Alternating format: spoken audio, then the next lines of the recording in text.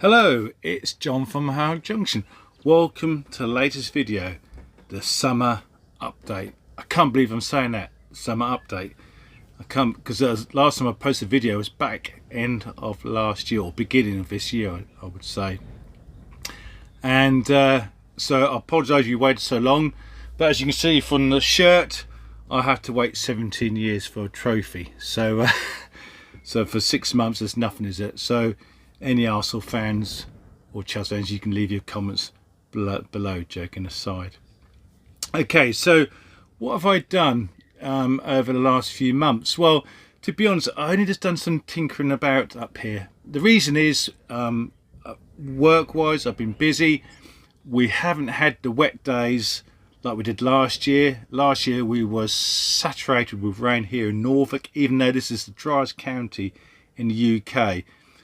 We were deluged with rain, but this year, this winter and this spring, it's just been so dry, and I managed to crack on with my work. So, and plus, not just my secular work, but I've been working in the garden because it's been nice weather. So I've been doing some projects in the garden, and also I've been doing some projects in the home for me and my wife, and especially renovating the kitchen for my wife, which she is truly grateful.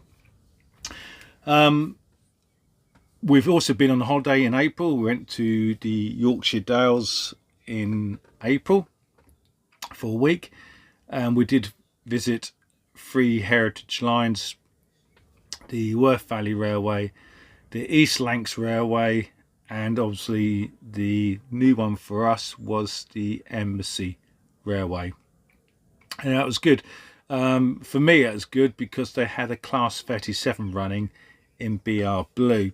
Now for me, it's quite nostalgic for me, and I do have a love affair, pardon me, for Class 37s, but I do have renaissance with them, because the reason is, firstly, where we used to live before we moved to Wyndham, our property used to be near a railway line, and I used to see Class 37s in their BR Blue days back in the late 70s, early 80s.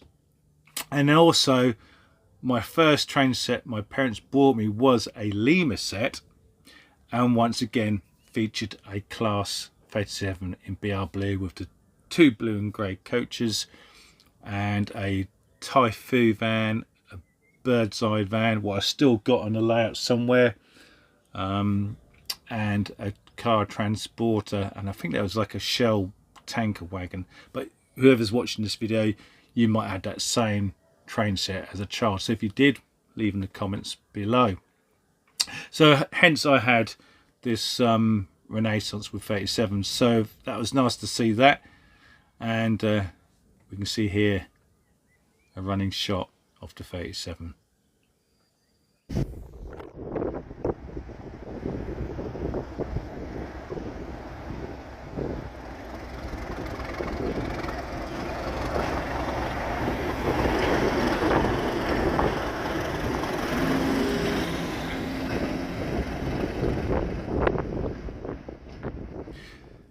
And then obviously just recently we've had the Mid Norfolk diesel gala as well here in Norfolk last weekend, end of May bank holiday weekend, or what I attended on the Monday, and once again featured 2 37s.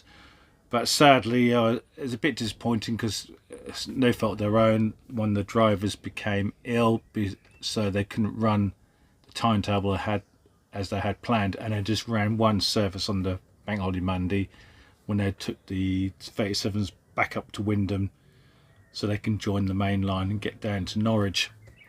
So I did go on that train, and we see it sort of moving around the passing loop here at Wyndham, and we see in the video here once again.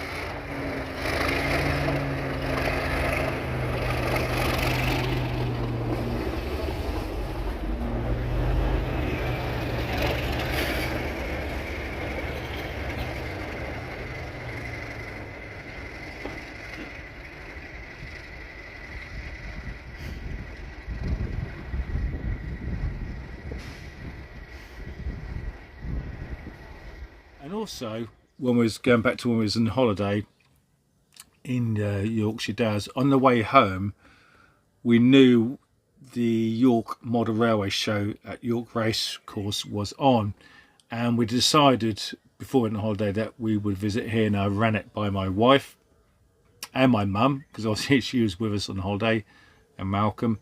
And let's be honest, we're glad we went. It was a good show. We picked up some bits and pieces. Malcolm picked up a footbridge that we're going to build to put over the 4-track line here. We got 2 free lines and one sits on the other side of the platform, so we needed a 4-track bridge, what they'd done, and so that's going to be on there. And we've got another flyer from another kit maker who do a 4-track bridge, because the one we bought is 3 to 4, because also it depends if it's set track or the different gauging you got. So if that doesn't work, it's not a waste of money, because we can use it somewhere else on the layout. Pardon me. And then the other person we got the flyer from, we can get they do a 4-track footbridge, what we know we could put on there as a backup, so it's no lost cause. And at that show, I did buy stuff. I bought some scenery. I bought some scenery. Made, or who provides it, is the Army Painter. And here we've got some flowers, sort of meadow flowers, so I thought I could use them for like garden scenes, or on the side of the main line flowers, or the branch line, you can have like wildflowers growing. And I have bought some winter tuff done by the Army Painter as well, and I've got some other tufts as well, spring tufts, so you can add them, just dot them around on the embankments and cuttings on the layout. So I've got them at the show. I've got some rolling stock. I've got some Thompson Suburban coaches, and what else did I buy? And some Gresley, so Gresley and Thompson Suburban coaches for my Eastern tank. I've got an N2, so it looks lovely with that logo.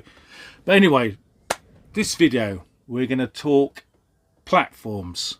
So what's your preference of platforms? Oh, there goes the standard 4 tank. It's just whistling. It's now going to leave the station, or it's now done the run round at Wyndham Abbey at the Mid Norfolk. It was just over there. Anyway, so going back, what is your favourite choice of platforms? Now, for some, it might be these, the trusty plastic Hornby platforms. Now, we all started with these when we was a young kid, or we're getting into the hobby. Just as a starter, we might have had these Hornby plastic ones. Or then we now, with Hornby Scaldale and Barkman, you got the resin. So this is just a part of a good shed, but the platforms can be made in resin. You get the end ramps. I think you get a slight curve. Or you might use these on your layout, or thinking about as you're building a layout, using them on there. Or for some, it could be the trusty way, going card. What would be the Metcalf kits, building your own platforms from card. Once again, it's a personal preference. It depends where the situation you're in.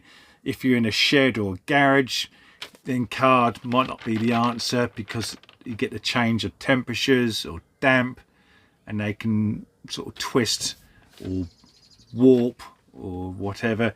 So it all depends on your circumstances. So leave in the comments below, what is your personal preference for platforms, or which one do you go along with, or which one do you prefer in your construction of a model railway, of your platforms.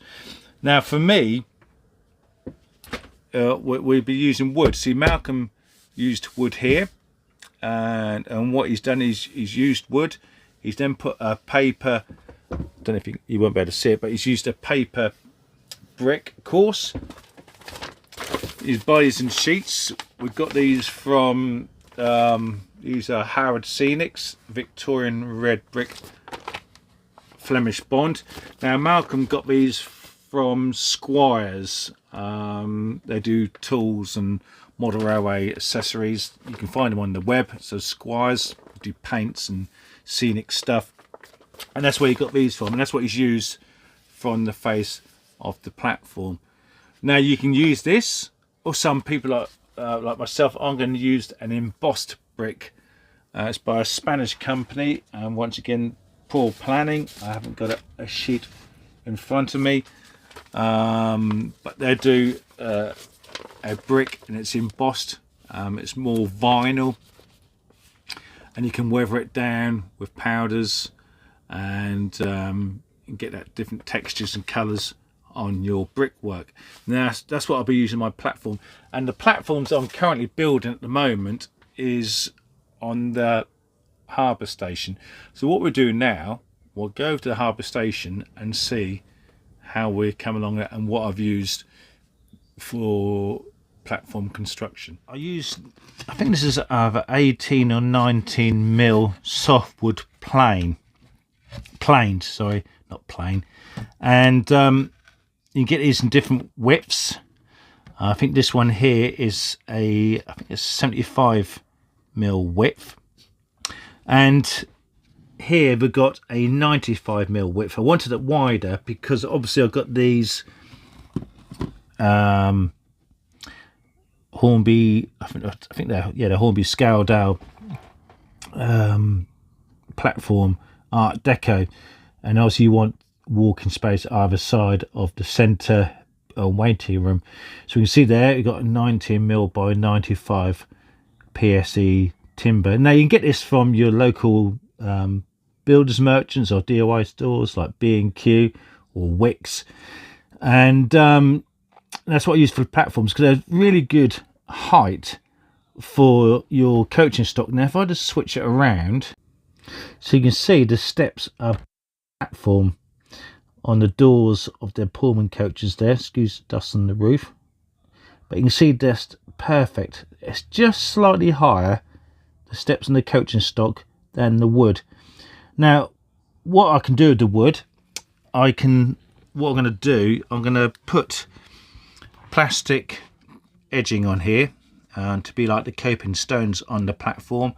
Now we use or what I personally use is this evergreen scale models. These are strip styrene, and these get different sort of gauges, and what you can use these for is for like the strips. So these thin strips you can use it on the edge of the platform on there, and you can have the thicker ones to go underneath to like the brick sticking out.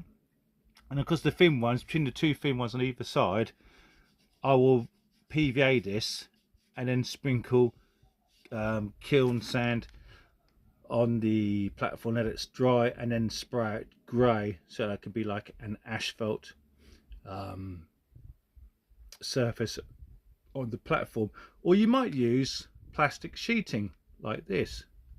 So we can see here, this is your Wheels Kit paving, Victoria paving, and so you can put that on top of a platform and use that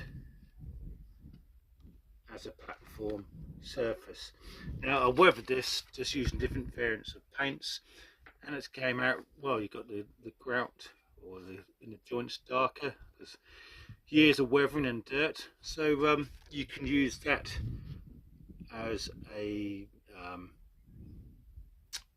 that's your surface for your platform. Like I said, I haven't decided yet, so I might go this route, or I might do the kiln sand. But some people also use this for their platform tops, the card paving sheets. What you can do, you can weather these with powder. So it's all a personal preference. So once again, put your comments below. What do you use for your tops of your platforms? Going back to my platforms again, you can see here that I'm building the zoom too much. So I have to use 2 blocks of wood because I haven't got a wider section. So we've got one here, a smaller gauge one, so this will be where the main station building's on. And I'm using these wood strips here because I can use them for either steps to go up to the station building, but I can use it also around here, around the goods shed. So I can paint that concrete. They're going to have railings, fence around here, around the back of the goods shed here, because this one's going to be, this will be another parking area for cars. I've created one here, a small one, be like for taxis. One's going to be fencing around here, go along the back edge of the platform. So we can see from a distance how the effect of the station platform will be like here at the harbour station. It's going to create a nice busy station. We can see we've got the boat train ready in there, the Pullman, we've got a luggage van at the back. We've got 1, 2, 3, 4 Pullman coaches and another short luggage van at the front. So there's a good rake of coaching on the platform, and we can see we've got access for the loco to run round, to come on the back, then go back out on the main line. So I'll be continuing to work on these platforms. It's a slow progress. I'm just grabbing time when what I have to construct that. So once I'm happy of how the platforms are, then I'll fix them down, and then because I can start adding the sides, because as they're in sections, the timber is not one length of wood, that I need to get them fixed down first, so I can put the edging brickwork on the front, and then the strips, and then we can go from there. So I will have to make that decision soon. What do I do? Do I go for the kiln sand aerosol asphalt, or do I go for the plastic wheels paving and put on there? So see what you think. Leave in the comments below what you think will look best. Should I go for the kiln drying sand spray of asphalt, or should I go for the good old trusty wheels what I've already weathered up here to put on the platform edging? So I look forward to seeing your comments. And finally, what I've also done a layout is this.